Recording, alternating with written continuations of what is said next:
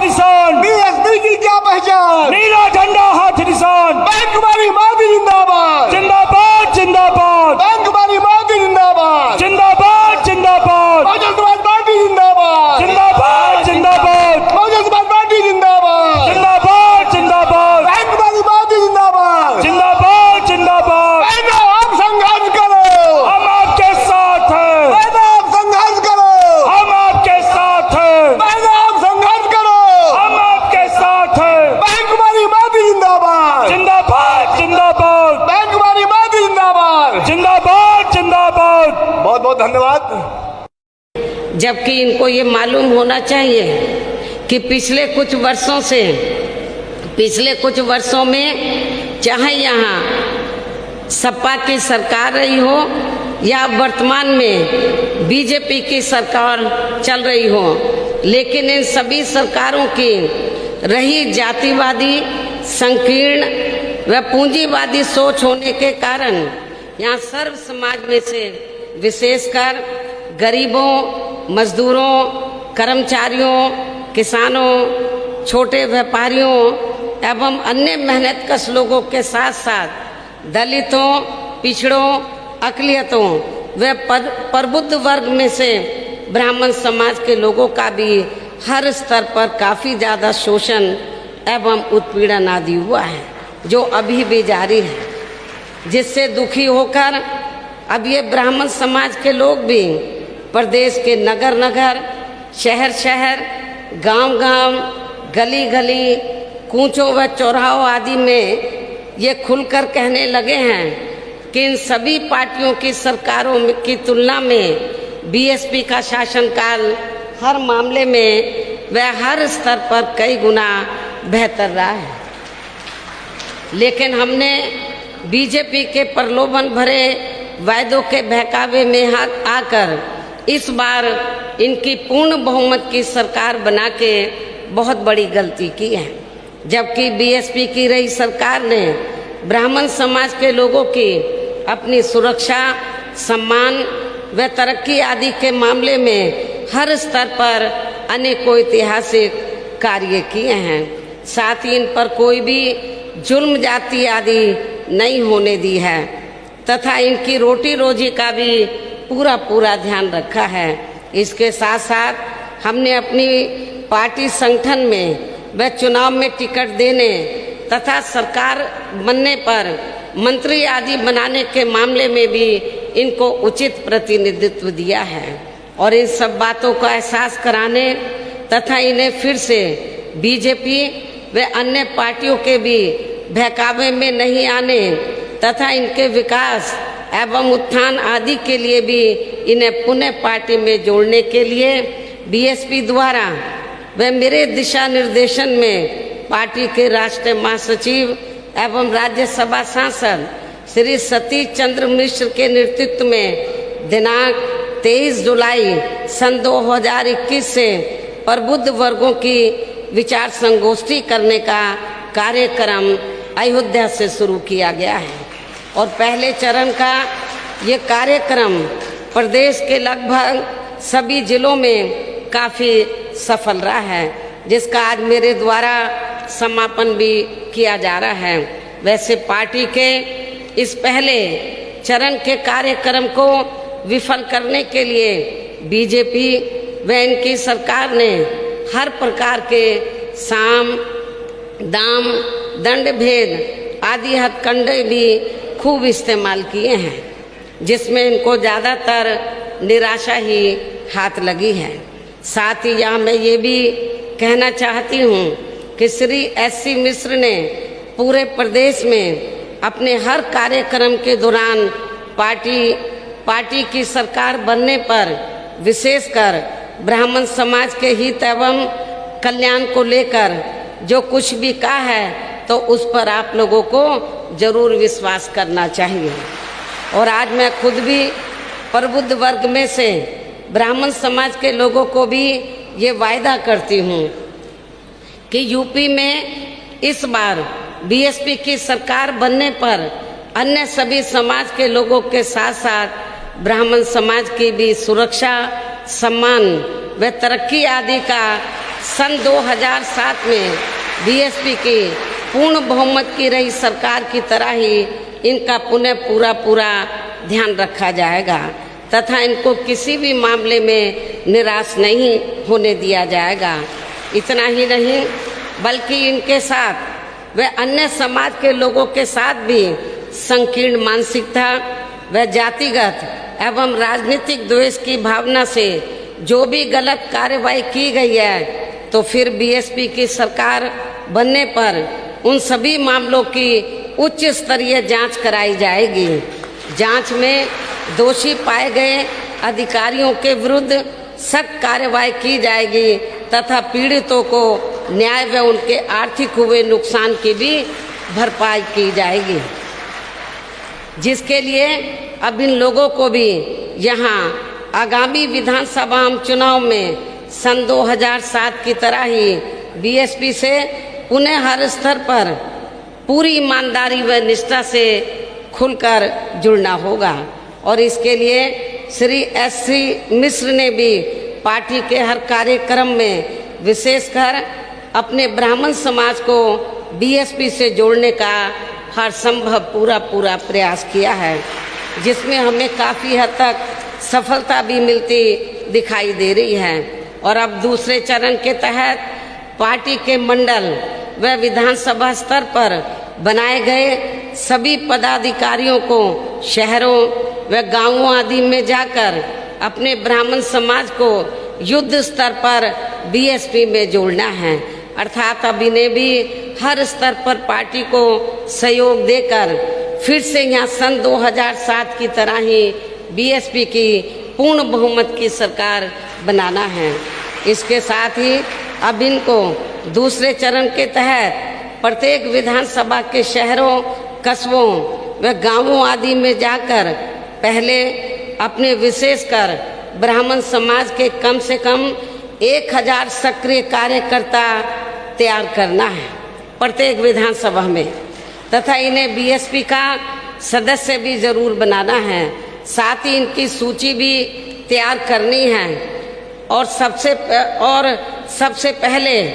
इनको रिजर्व सीटों पर ये कार्य करना है। उसके बाद फिर इनको सामान्य सीटों में भी ये कार्य करना है, जिनका फिर बंद जगह पर श्री एससी मिश्र व ब्राह्मण समाज के अन्य वरिष्ठ पदाधिकारियों द्वारा भी कैडर कैंप लिया जाएगा, ताकि फिर वे अपनी विधानसभा में विशेषकर अपने ब्राह्मण समाज को बीएसपी से सही से जोड़ सके। इसके साथ साथ पहले चरण के तहत शहरों में प्रबुद्ध वर्ग की महिलाओं को भी तैयार किया जाएगा, जिनकी जिम्मेवारी हमने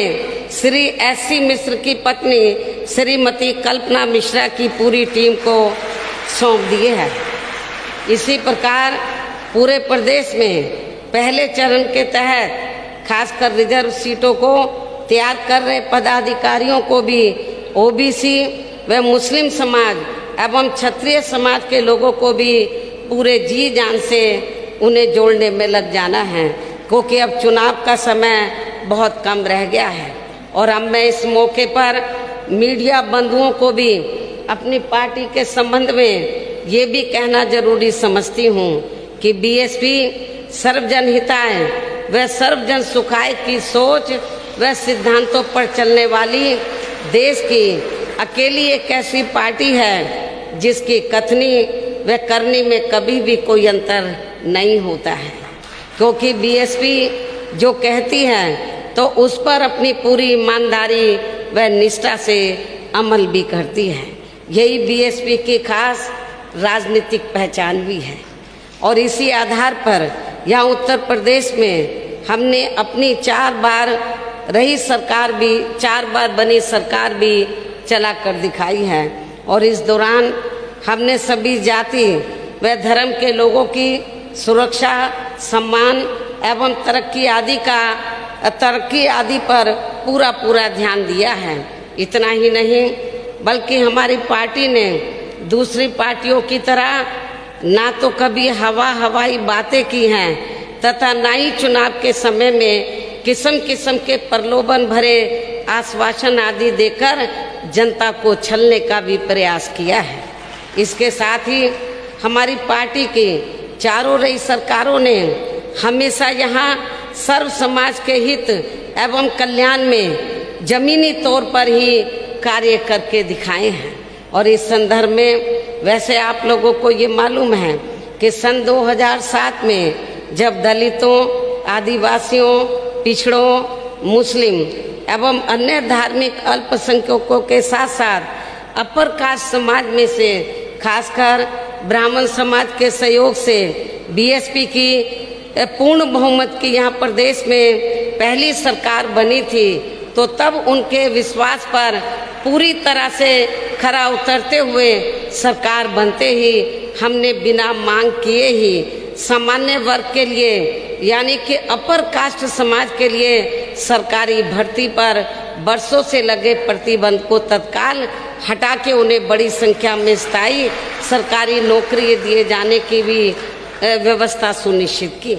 साथ ही पुलिस विभाग में 2 लाख से अधिक नए पद सृजित करके उन पर नियुक्ति करने का भी ऐतिहासिक काम किया, जिससे सभी वर्गों व धर्मों के लोगों को काफ़ी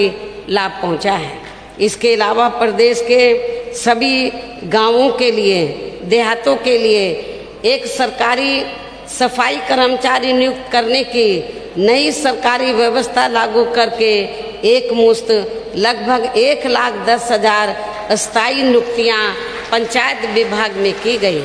जो ये भी एक अति महत्वपूर्ण उठाया गया कदम था। साथ ही विशेष अभियान के तहत सरकार के अधिकांश विभागों में रिक्त पड़े पदों को भी भरा गया। इस प्रकार से कुल मिलाकर बीएसपी की सरकार में किसी भी जाति व धर्म के लोगों के साथ कभी भी हमने कोई जुल्म, जाति, अन्याय, अत्याचार व उनका शोषण आदि भी नहीं होने दिया है। साथ ही प्रदेश में हर स्तर पर कानून द्वारा कानून का राज भी स्थापित किया है। इतना ही नहीं बल्कि अपर कास्ट समाज में से ब्राह्मण समाज को भी अन्य समाज की तरह ही पार्टी व सरकार में हर स्तर पर उचित भागीदारी देकर उनको पूरा मान सम्मान एवं सुरक्षा आदि प्रदान की गई तथा जिस पर कभी भी कोई समझौता नहीं किया गया है। लेकिन ठीक इसके विपरीत सन 2012 में सत्ता परिवर्तन होने के बाद जब सपा की सरकार बनी तो तब उस पार्टी की कथनी व करनी में अंतर होने तथा जातिगत द्वेष एवं दुर्भावना आदि होने के कारण सर्व समाज में से ब्राह्मण समाज को भी काफ़ी बड़े पैमाने पर उत्पीड़न व शोषण आदि होने का शिकार होना पड़ा, जिससे दुखी होकर फिर ये लोग सपा सरकार से मुक्ति पाने के लिए भाजपा की बड़ी बड़ी बातों के बहकावे में वे प्रलोभन आदि में आ गए और उनको अपना वोट देकर उनकी भारी बहुमत की सरकार बड़ी उम्मीदों के साथ बनवा दी, जिस पर ये सरकार अभी तक भी खरी नहीं उतरी है। और अब इस भाजपा सरकार के शासनकाल में भी उन पर जुल्म, जाति, अन्याय, अत्याचार, शोषण व द्वेषपूर्ण कार्रवाई आदि होनी कम नहीं हुई है, बल्कि उनके विरुद्ध दिल दहलाने देने वाली ऐसी घटनाएं भी हुई हैं जो देश भर में चर्चा का विषय रहा है, जिससे अब प्रबुद्ध वर्ग में से विशेषकर ब्राह्मण समाज के लोग भाजपा सरकार की ऐसी गलत नीतियों व उनकी जातिवादी एवं द्वेषपूर्ण कार्यशैली आदि से काफ़ी ज़्यादा दुखी व त्रस्त ही नहीं बल्कि काफ़ी ज़्यादा आक्रोशित भी हैं, गुस्से में भी हैं, जिसे ध्यान में रखकर ही फिर बीएसपी ने इनकी सुरक्षा, सम्मान व तरक्की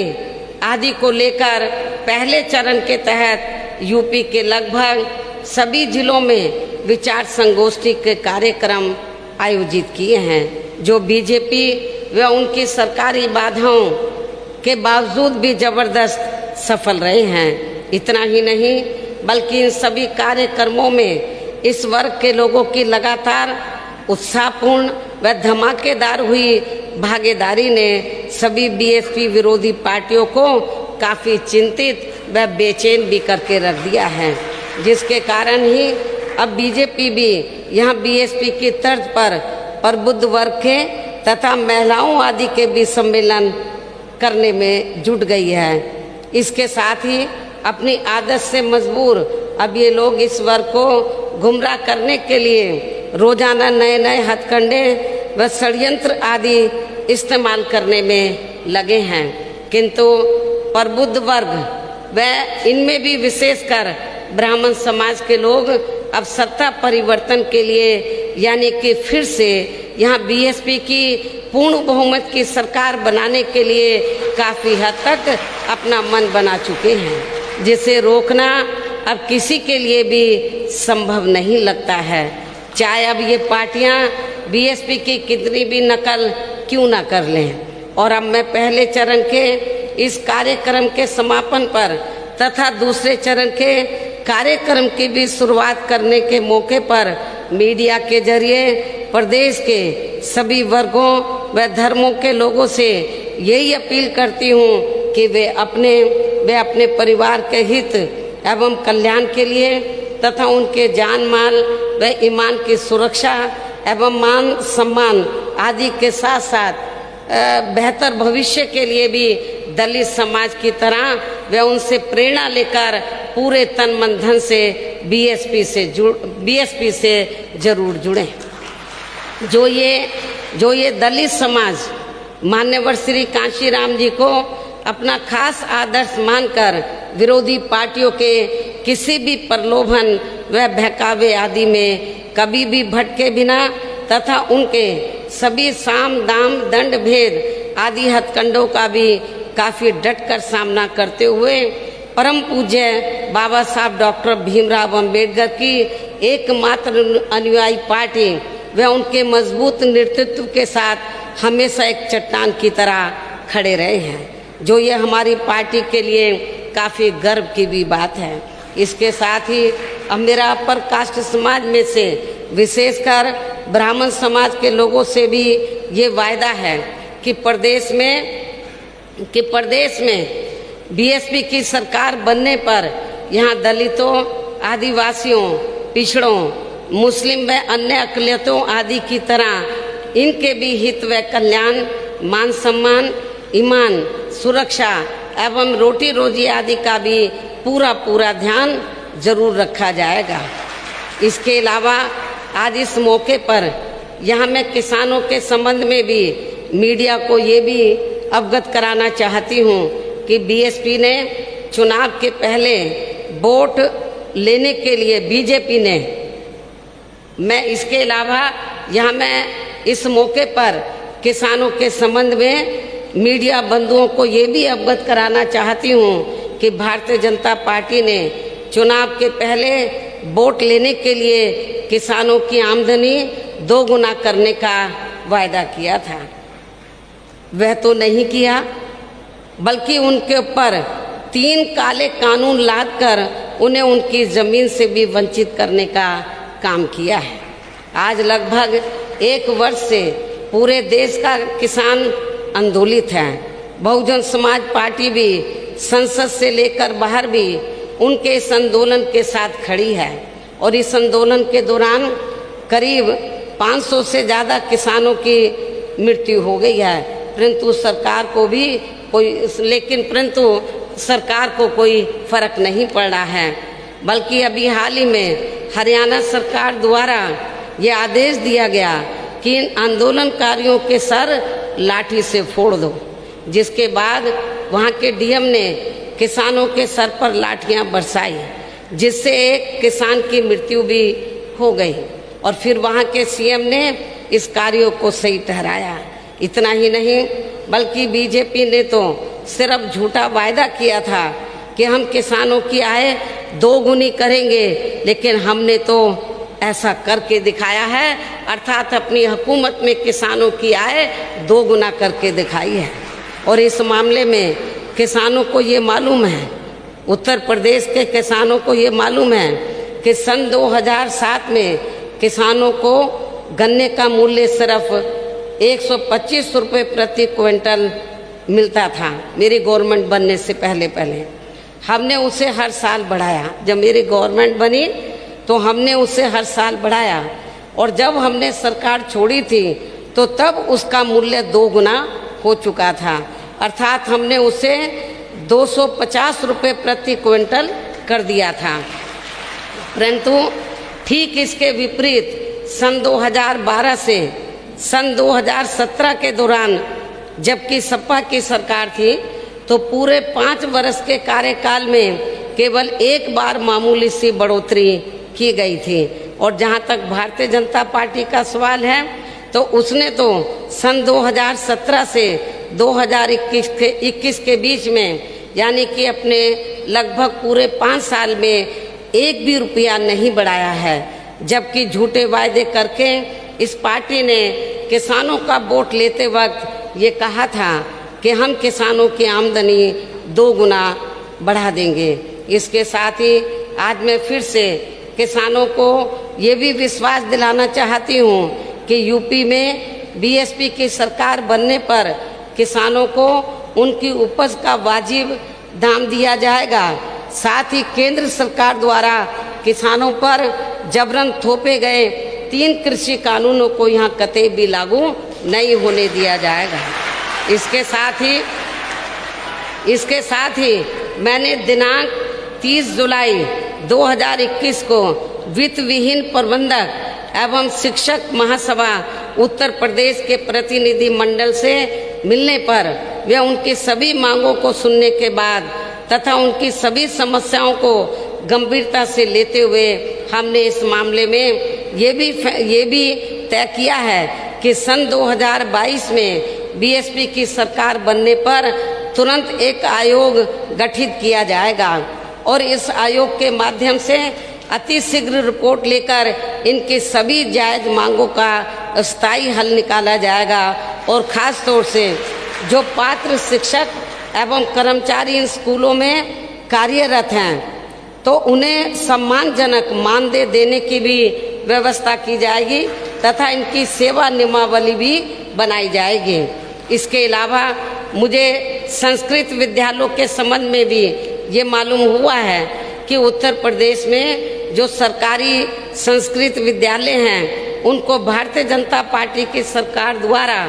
सरकारी धनराशि उपलब्ध नहीं कराई गई है, जिस कारण अब लगभग 50% संस्कृत विद्यालय बंद हो गए हैं तथा बाकी विद्यालय भी बंदी के कगार पर हैं। लेकिन बहुजन समाज पार्टी की सरकार बनने पर फिर इन सभी संस्कृत विद्यालयों को सरकारी धनराशि उपलब्ध कराई जाएगी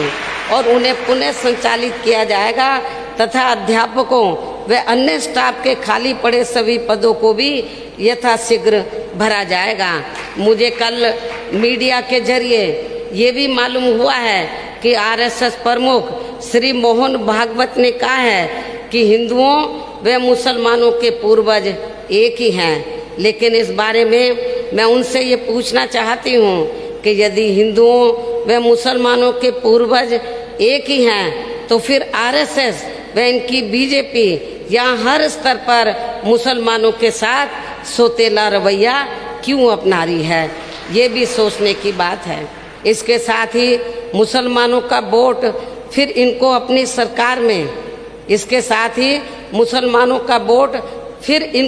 सरकार में तबाह व बर्बाद करने के मामले में भी सपा व कांग्रेस पार्टी भी कोई कम नहीं है। खासकर पश्चिमी यूपी का मेरठ मलियाना कांड व मुजफ्फरनगर कांड को यहाँ के मुस्लिम लोगों को जल्दी से भूलना नहीं चाहिए, ये भी मेरी उनसे खास अपील है। और इस मामले में वैसे ये बात भी सर्वविदित है कि बीएसपी जो कहती है वह करके भी दिखाती है। और अब मैं मीडिया बंधुओं को अपने खुद के बारे में भी ये बताना चाहती हूँ कि मैं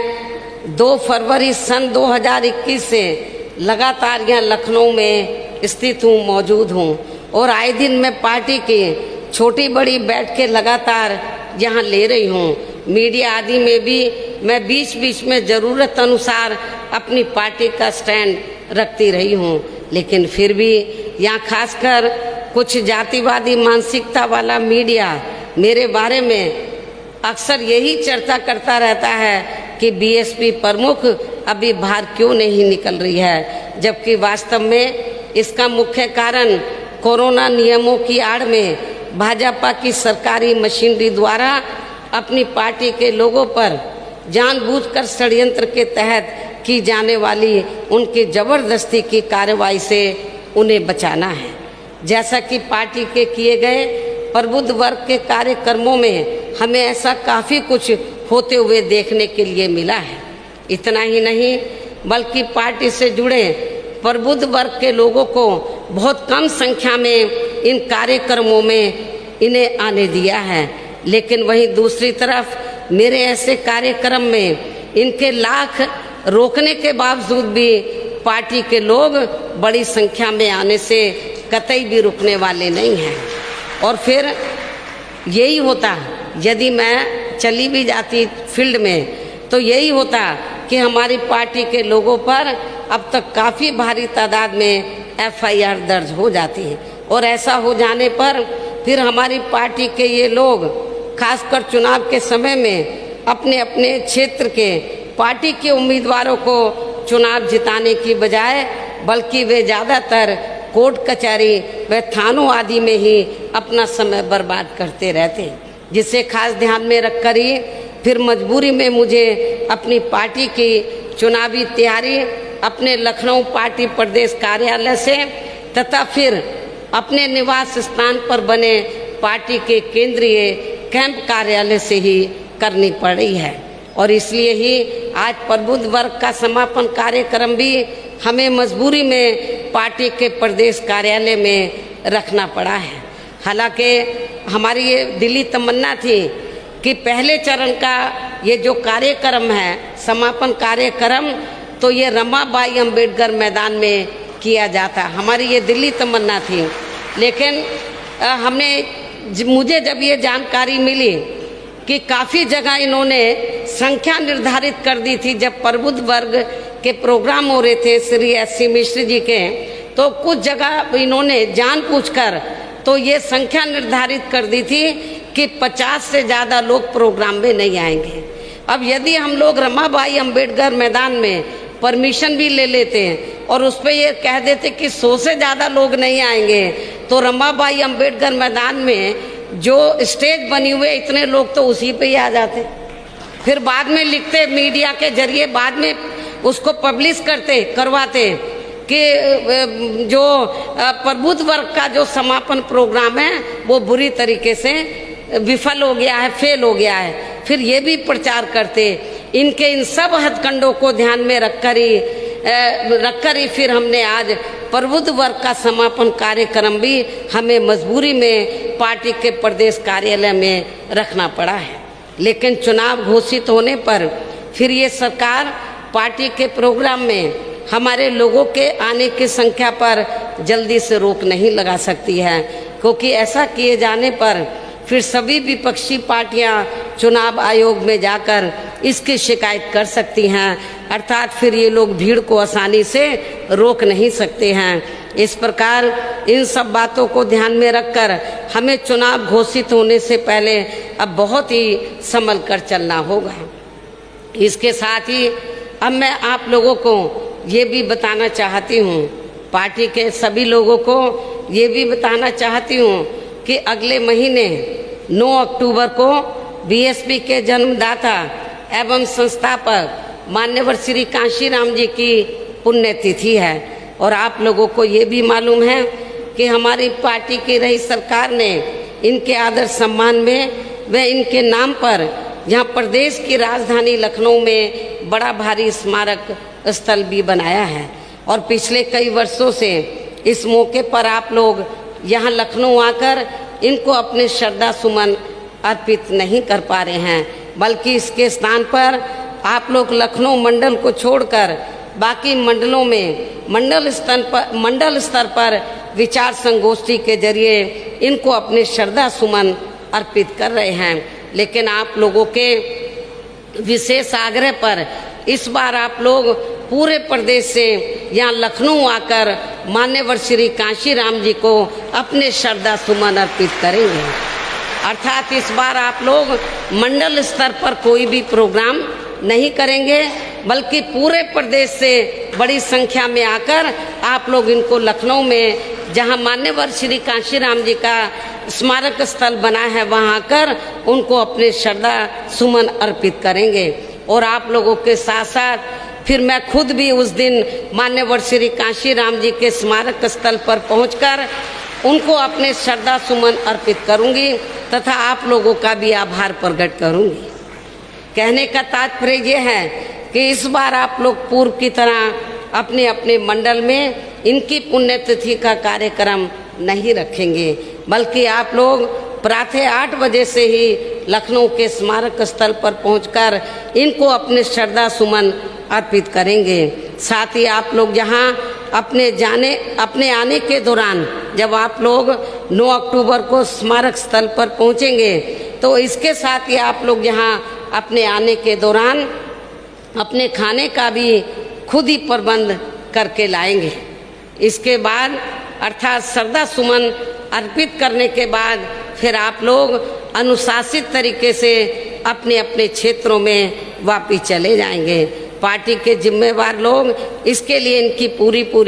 मदद भी करेंगे। लेकिन लखनऊ में आते व वापस जाते समय भी पार्टी के लोगों को कोरोना नियमों का भी पालन करना बहुत ज़रूरी है। वैसे भी अब कुछ नहीं कहा जा सकता कि पूरी दुनिया में वे अपने भारत देश में भी कब और नई बीमारी आ जाए, लेकिन कुदरत से तो हम यही प्रार्थना करते हैं कि अब कोरोना की तरह आगे कोई भी बीमारी, कोई भी नई बीमारी अपने भारत देश में या दुनिया में ना आए। हालांकि अब तो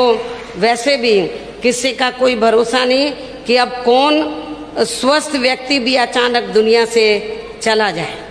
जैसा कि अभी हाल ही में एक युवा व स्वास्थ्य के मामले में एकदम स्वस्थ फिल्म कलाकार का अचानक मौत के मुंह में चले जाना हमें देखने को मिला है। ऐसे हालातों में अब हमें कोरोना जैसी महामारी से बचने के लिए सरकारी नियमों का पालन करना बहुत ज़रूरी है। इसलिए 9 अक्टूबर को लखनऊ में पार्टी के लोग मास्क लगा कर ही आएंगे। जब आप लोग इधर लखनऊ आएंगे 9 अक्टूबर को, तो कोई भी बिना मास्क लगाए हुए लखनऊ में स्मारक स्थल पर नहीं पहुंचेगा। आप लोग सब अपना मास्क लगाकर ज़रूर आएंगे। और इस संदर्भ में और भी जरूरी दिशा निर्देश देने के लिए मैंने प्रदेश के सभी मंडलों के पार्टी संगठन के केवल मुख्य सेक्टर प्रभारियों की, जो पूरे मंडल को देख रहे हैं, जिलों को नहीं, जो पूरे मंडल को देख रहे हैं उनकी, तथा सभी 75 जिला अध्यक्षों की भी कल प्रातः 11 बजे से यहाँ प्रदेश कार्यालय में अति जरूरी बैठक भी बुलाई है, जिसको मैं खुद ही लेने वाली हूँ। और अब मैं पहले चरण के तहत प्रदेश के लगभग सभी जिलों में प्रबुद्ध वर्ग के किए गए कार्यक्रमों का जो जबरदस्त सफल रहे हैं, इसके पहले चरण का समापन करते हुए अपनी बात को यही विराम देती हूँ। लेकिन इसके साथ ही मैं आप लोगों को फिर से ये विश्वास दिलाना चाहती हूँ कि उत्तर प्रदेश में इस बार जब बीएसपी की सरकार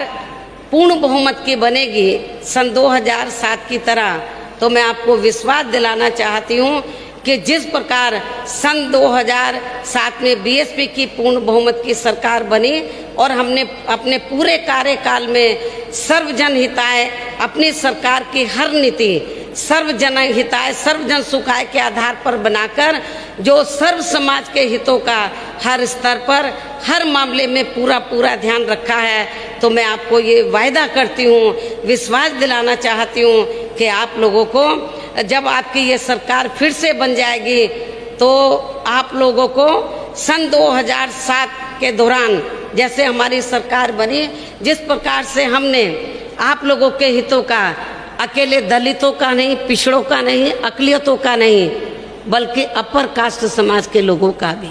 और अपर कास्ट समाज में से खासकर ब्राह्मण समाज के लोगों का भी, क्योंकि उस चुनाव में इनका बढ़ चढ़कर योगदान रहा है। तो हमने सर्व समाज के हितों का हर स्तर पर हर मामले में पूरा ध्यान रखा है और उत्तर प्रदेश को बेहतरीन कानून व्यवस्था दी है। अभी हमारी महिलाएं इधर आई हुई हैं बड़ी तादाद में, लेकिन वर्तमान सरकार में और पिछली सपा सरकार में भी आप लोगों को देखने के लिए मिला है कि हमारी महिलाएं दिन छिपे के बाद वो अकेले अपने घर से आज भी वो नहीं निकल सकती हैं। चाहे वो बीजेपी के लोग जो वर्तमान गवर्नमेंट है, मुझे चाहे वो कितना भी नाटकबाजी क्यों ना कर लें, क्योंकि मुझे ये मैंने एक चैनल देख रही थी, हिंदी चैनल, तो उसमें बीजेपी वाले एक भाभी जी को लेकर घूम रहे थे। तो वो औरतों में जाकर, महिलाओं में जाकर पूछ रही है कि ये वर्तमान भाजपा सरकार ने महिलाओं के लिए क्या किया। वो प्रायोजित तरीके से वो महिलाएं चयनित कर लेती है, उनसे फिर वो अपने पक्ष में सरकार वो हवा बनाती है। तो ये भी आप लोग देख रहे हैं। तो बिहार के तर्ज पर ये कर रहे हैं। अभी पता नहीं एक नहीं कितनी भाभीियों को लेकर ये घूम ले। अब महिलाएं इनके चक्कर में जल्दी से आने वाली नहीं है, इनके बहकावे में जल्दी से आने वाली नहीं है। और इसके साथ ही मैं मीडिया बंधुओं को और आप सभी लोगों को ये विश्वास दिलाना चाहती हूँ कि मेरी पूर्व की रही चारों सरकारों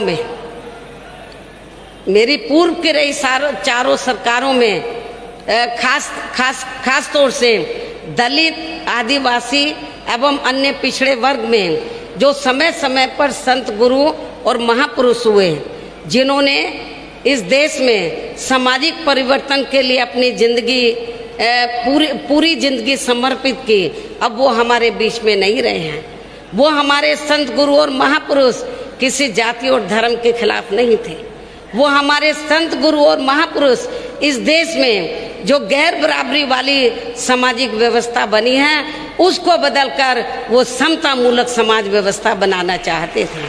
आज उन्हीं के ही बताए हुए रास्तों पर चलकर बहुजन समाज पार्टी इस कार्य में लगी हुई है। पूरे देश में हम लोग समतामूलक समाज बनाने का प्रयास कर रहे हैं और इसीलिए हमारी पार्टी कोई एक जाति विशेष की नहीं है, एक धर्म विशेष की नहीं है, बल्कि सर्व समाज की पार्टी है। ये सर्व समाज की पार्टी है।